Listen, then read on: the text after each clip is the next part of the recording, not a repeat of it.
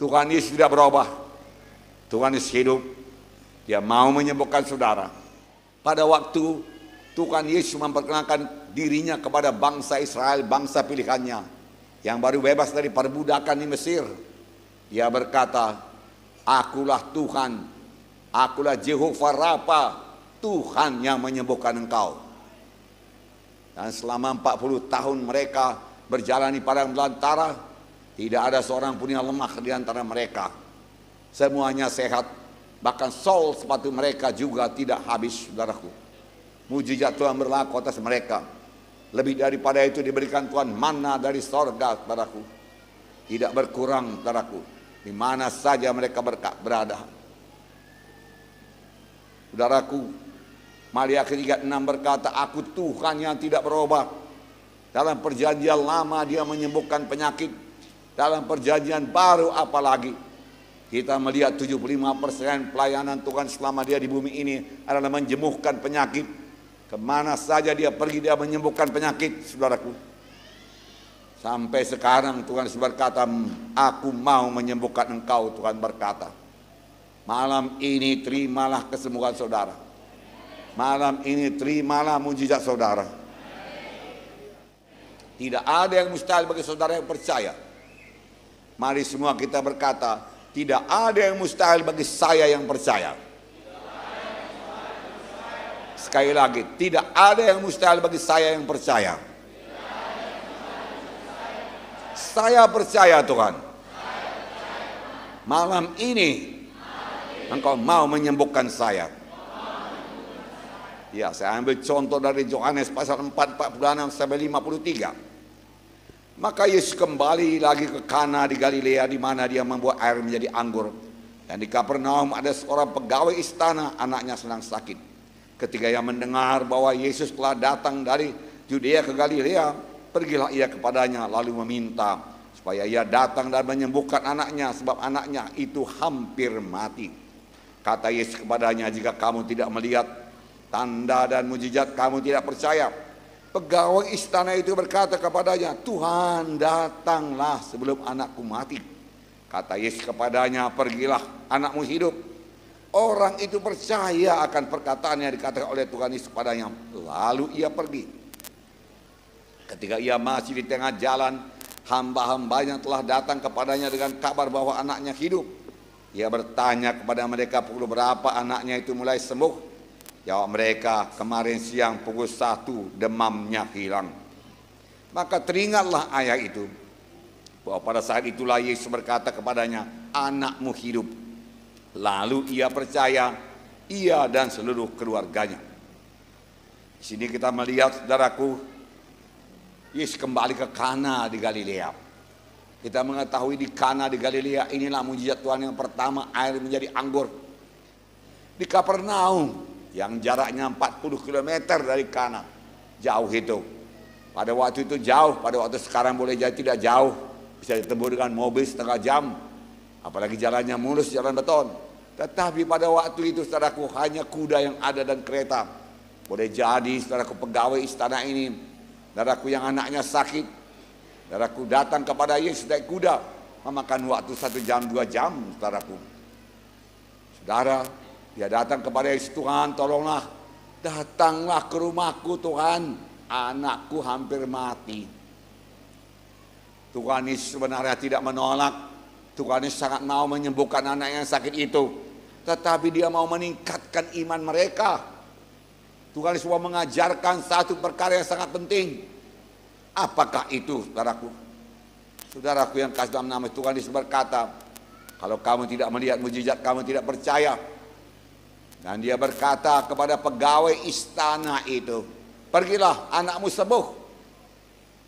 Dia bukan Yesus enggan ke rumahnya yang berjalan 40 km, tidak. Yesus mau, seperti saya katakan tadi. Tapi dia mau mengajarkan satu perkara. Untuk kesembuhan, tidak perlu tubuhnya hadir. Tidak perlu Yesus hadir secara tubuh. Cukup dia sampaikan firman-Nya. Tuhan Yesus mau menunjukkan bahwa firman-Nya itu berkuasa, saudaraku. Oleh sebab itu dia berkata, pergilah, anakmu sembuh. Orang itu percaya. Walau dia belum melihat tanda-tanda anaknya sembuh. Walau dia belum menerima berita anaknya sembuh, karena jaraknya 40 km, saudaraku. Pada waktu itu tidak ada telepon genggam tentunya, saudaraku, telepon biasa pun tidak ada. Tapi dia percaya, dia gembira, dia sukacita, dan dia pulang. Di tengah jalan hamba-hambanya datang dan berkata, anakmu sudah sembuh. Kapan sembuhnya? Dia katakan, kemarin siang kira-kira pukul 1. Lalu dia ingat itulah waktunya Tuhan Yesus mengucapkan, pergilah anakmu sembuh. Lalu dia percaya kepada Tuhan Yesus, saudaraku, percaya kepada firman Tuhan, saudaraku. Saudaraku yang kasih dalam nama Yesus, apakah pelajaran kepada kita, saudaraku? Saudaraku yang kasih dalam nama Yesus, untuk menerima kesembuhan, Yesus tidak perlu hadir secara tubuh. Firman-Nya berkuasa. Apa yang diucapkan Tuhan Yesus sama dengan kehadiran Tuhan Yesus sendiri. Dan apa yang diucapkan oleh Tuhan Yesus sudah begitu banyak dituliskan dalam Alkitab. Apakah kita bisa percaya apa kata firman Tuhan, sama sebagaimana pegawai istana ini, saudaraku, percaya akan kesembuhan daripada Tuhan, kuasa firman Tuhan. Tidak perlu Yesus hadir, saudaraku. Dia hanya berkata, ulanglah, jadilah kepadamu sama sebagaimana engkau percaya. Sekarang ini pun, saudaraku yang kasih dalam nama Yesus, mari percayai apa yang dikatakan firman Tuhan. Tidak perlu Tuhan hadir, apalagi memang Tuhan sudah di sorga. Dia tidak bisa hadir secara tubuh. Tapi firman-Nya di sini, apa yang diucapkan Tuhan Yesus tidak pernah lenyap dari muka bumi ini. Sekali diucapkannya tetap berlaku. Biarlah kita mengerti ucapan firman Tuhan sangat berkuasa. Bukankah dunia ini diciptakan, saudaraku, dengan perkataan Tuhan Yesus? Dia hanya berkata, jadilah terang, jadi terang. Jadilah cakrawala, jadilah langit, jadi semua. Jadilah matahari, bulan dan bintang, jadi. Jadilah laut, jadi. Jadilah ikan-ikan di laut, jadi. Dia tidak perlu membentuknya, saudaraku. Dan dia tidak perlu bahan-bahan untuk itu. Firman Tuhan punya kuasa untuk menciptakan. Apa yang tidak ada menjadi ada. Tidak ada kesembuhan menjadi ada kesembuhan. Tidak ada kampunan dosa menjadi ada kampunan dosa. Malam ini sediakan Tuhan bagi saudara. Saudara, firman Tuhan lebih berkuasa daripada panca indera kita. Saudara sakit, boleh jadi saudaraku semua panca indera. Saudara, ada berapa panca indera? 5 panca indera. Mengatakan saudara itu sakit. Dan tubuh saudara lah, kita katakan kepala saudara pening, sakit, oyong. Ah, aku sudah sakit. Boleh jadi aku darah tinggi ini, boleh jadi demam dan lain sebagainya. Lalu saudaraku, mata saudara mulai berkunang-kunang, panca indera penglihatan mulai berkunang-kunang. Ah, betul lah aku sakit, panca indera berkata. Telinga mulai mendenging, lalu telinga berkata, betul lah aku sakit. Oh, pencet sap ini udah pahit rasanya, betul lah aku sakit. Kulit ini sudah meriang-riang rasanya, oh betul lah aku sakit. Dan semua panca indera lain mengatakan sakit, sakit, sakit. Ada satu yang mengatakan saudara sembuh. Firman Tuhan berkata, oleh bilur Yesus engkau sudah sembuh.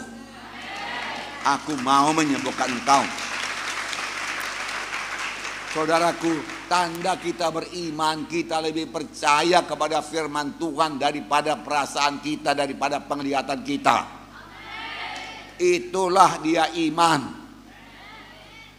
Itulah iman, saudaraku. Walaupun perasaan, saudaraku, tidak mendukung, saudaraku, untuk kesembuhan, tapi iman berkata, oleh bilur-bilurku engkau sudah sembuh, berarti sudah sembuh. Amin. Tuhan meminta kita percaya dulu dan bertindak menurut firman Tuhan. Maka kesembuhan akan menyusul. Selalu begitu menerima kesembuhan dalam Alkitab. Kenapa kita kurang mengalami mujizat Tuhan? Karena kita mau melihatnya dulu, kita merasakannya dulu, barulah kita percaya, oh betul lah Tuhan menyembuhkan. Tapi Tuhan lebih suka, saudaraku, Kita bertindak saja, kita percaya kepada firman-Nya dan bertindak seturut dengan firman-Nya. Amin, saudara. Saudaraku yang kasih dalam nama Yesus, kepada seorang lumpuh, Yesus berkata, bangunlah, angkat tempat tidurmu, pulanglah ke rumahmu. Lalu orang itu bangun dan pulang. Orang lumpuh ini punya iman. Dia tidak berkata, Tuhan, engkau kan melihat aku lumpuh, enggak bisa aku mengangkat tilam, berjalan pun tidak bisa, berdiri pun tidak bisa. Sembuhkanlah aku dulu Tuhan, baru bisa aku berdiri, kuangkat tilamku. Dia tidak berkata demikian, dia cukup percaya kepada apa yang diucapkan oleh Tuhan Yesus. Tuhan Yesus berkata bangun, dia bangun, saudaraku. Dia mengangkat tilamnya, dia pulang. Pada waktu dia bangun itu satu tindakan iman, dan pada waktu itulah kuasa Tuhan, saudaraku, meluncur kepadanya, menyambar dia, saudaraku, hingga dia sembuh. Kepada seorang yang sudah 38 tahun terbaring di kolam Bethesda, saudaraku, saudara menunggu air kolam itu bergolak, karena siapa saja yang lompat ke dalam pada air kolam itu bergoncang, dia sembuh apapun penyakitnya. Tetapi karena dia lumpuh, dia tidak bisa bergerak cepat menuju kolam. Yesus datang, maukah engkau sembuh? Dia berkata, Tuhan, gak ada orang yang mengangkat aku ke kolam itu. Pada waktu aku di tengah jalan, orang lain sudah duluan melompat, orang itu sembuh, aku terlambat. Tuhan berkata, bangunlah, angkat tempat tidurmu dan pulanglah ke rumahmu. Orang itu bangun, dia angkat tempat tidurnya, dia pulang ke rumahnya. Dia cukup percaya. Dia tidak berkata, Tuhan 38 tahunnya aku ini sakit, Tuhan, engkau suruh pula bangun dan bangkit. Kalau memang bisa aku bangun dan bangkit, udah lama aku bangun bangkit, Tuhan. Dia tidak berkata demikian. Banyak alasan-alasan bisa dikemukakan kepada Tuhan Yesus. Tetapi dia cukup percaya. Oke, aku percaya firman Tuhan, ya dan amin. Saudaraku yang kasih dalam nama Yesus, demikian juga pada malam ini saudara bertindak. Tuhan sudah berkata demikian, aku sembuh. Amin, saudaraku. Untuk menerima kesembuhan sangatlah penting kepada mereka yang datang kepada Tuhan, segera percaya dan bertindak. Percaya dan bertindak. Percaya dan bertindak. Saudaraku yang kasih dalam nama Yesus, tindakan malam ini. Saudara berkata, Pak Munte, saya ini sudah percayalah. Kalau saya nggak percaya, saya tidak datang kemari. Bagus, itu langkah pertama, percaya. Kemudian setelah saudara didoakan, jangan bergantung lagi pada perasaan saudara, penglihatan saudara. Percayai, haleluya, aku sudah didoakan, hamba Tuhan meletakkan tangan padaku, maka aku sudah sembuh. Aku bangun dan bangkit sekarang. Tuhan, tolong aku, mengalirkan kuasa-Mu, aku bangkit dalam nama Yesus. Haleluya. Maka kesembuhan jadi milik saudara.